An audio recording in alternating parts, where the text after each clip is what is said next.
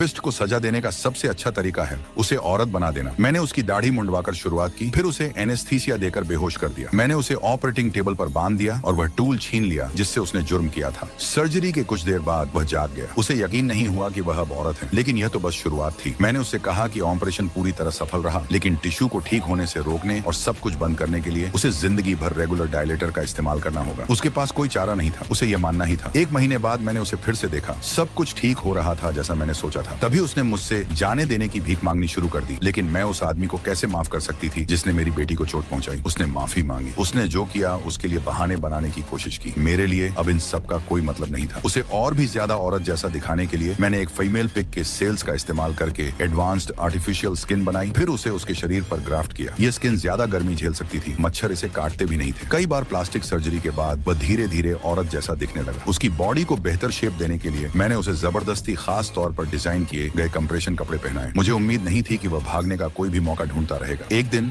जब मेरा ध्यान एक पल के लिए भटक गया तो वह मुझ पर झपटा, मेरे हाथ से चाबियां छीन ली, लेकिन भागने के लिए कहीं जगह नहीं थी। वह दरवाजा इसलिए बनाया गया था ताकि सिर्फ मैं ही उसे खोल सकूं। जब उसकी उम्मीद की आखिरी किरण भी मर गई तो उसने खुद को मारने की कोशिश की, लेकिन मैं उसे इतनी आसानी से सजा से कैसे बचने दे सकता था। आखिर में मैं उसे वापस ले आया। उसे पूरी तरह ठीक होने के लिए मजबूर करने के लिए मैंने उसे जबरदस्ती हॉस्पिटल भेजा।